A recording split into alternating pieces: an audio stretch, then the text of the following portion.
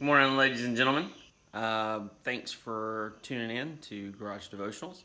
Of course, I would really love it if you're enjoying this to like wherever, whether it's Facebook or Instagram or YouTube where you're watching this, subscribe, follow, all that kind of stuff, and share it.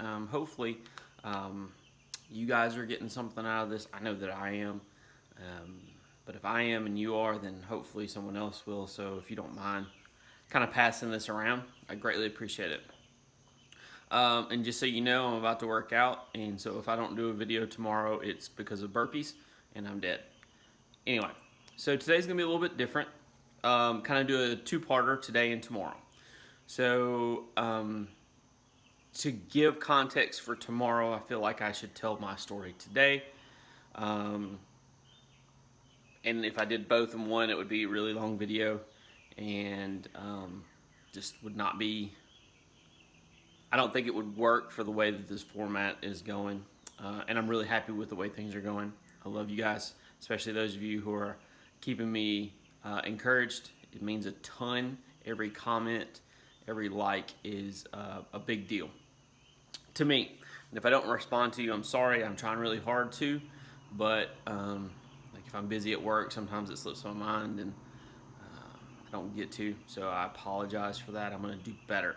So my story, those of you who know, I surrendered to the ministry about 15-ish years ago. It's around the time Aiden was born, so maybe 16 years now.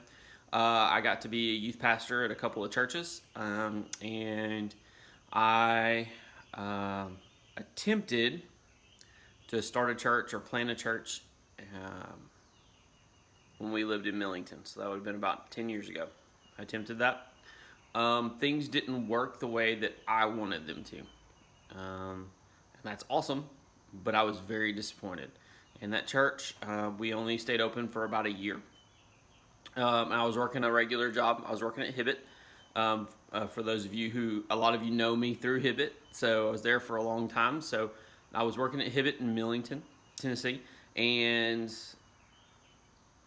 right about the same time that church closed, I was offered the opportunity to move to Oxford and manage a store down here. Actually, it was Batesville first, and then I was going to take over Oxford once it became available, which was kind of the plan.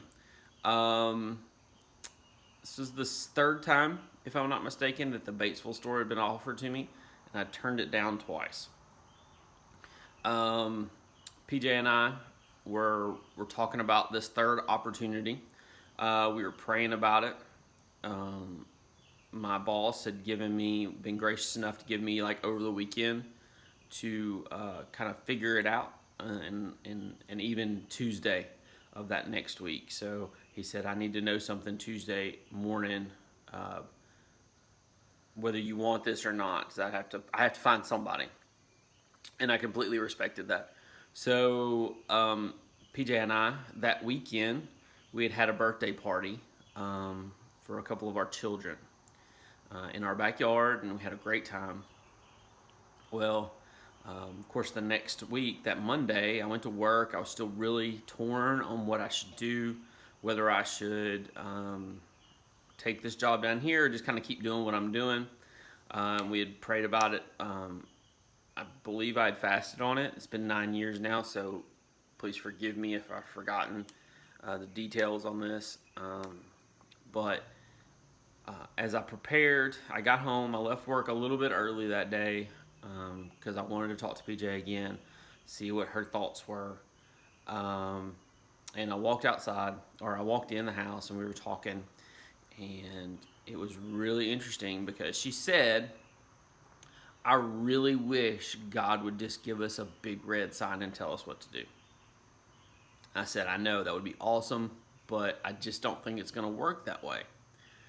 And we kept talking, and she's like, we came to the decision together that we were going to pass. We were just going to kind of stick where we were. And I was like, awesome. Well, I will call Greg, who was my boss at the time, tomorrow morning and let him know, first thing. And I walked outside. It was Monday afternoon. We had that birthday party on Sunday. Hot dogs and hamburgers, that kind of thing. Just kind of hung out in the backyard. So I went to walk outside because I was going to cut the grass. So I walk outside, open the back door, and we had all these chairs out there, all the folding chairs, like the lawn chair things, or the stadium chairs, whatever you want to call them. And there was a chair there, and it was an Ole Miss chair, and it was blue and had red letters on it, a red sign. I walked back inside and I said, PJ, come look at this. And she comes outside and she looks at it, and she goes, I guess I know what we're doing now, huh? I was like, yeah, I think so. So the cool thing about that story, outside of just that chair happened to be there, is to this day we don't know who that chair belonged to. We've asked everybody that was at the party. Nobody knows. Nobody remembers it. It was just there. And I just say it's God. And so we moved to Oxford. It's been 9 years now. We've had 2 children. Our 1 child since we've been here. All of our kids have grown up here. Aiden's 16. We're Oxfordonians, I guess is the word for it now. And that's really awesome. But we really thought that when we came here, it would be, while I came here to work for Hibbett, I really felt that there would be some sort of a ministry opportunity for me pretty quick. Like it was going to happen, like some kind of a church job, something like that. And that hasn't been the case. I've done the worldly thing and trying to force myself into some positions. That hasn't worked out. My fault. But I'm kind of okay with that now. At the time, I was really disappointed. I'm going to be honest.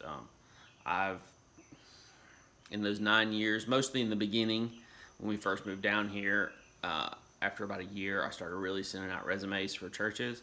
And I probably sent out about 200 and had gotten 0 response. When I say 0 response, I mean like nobody even acknowledging that they've gotten my resume. So it's been kind of an odd situation with that. We thought we came here for something, and it's clearly not what we came here for. I'm okay with that now, but it was a very difficult thing to deal with for a long time. So, and I know this may not make a lot of sense now, but when I do tomorrow's video, I think it will. So guys, just like I said earlier, please like, share, subscribe, tell your friends, tell your mama, tell your daddy. I love you guys, and I'll talk to you tomorrow.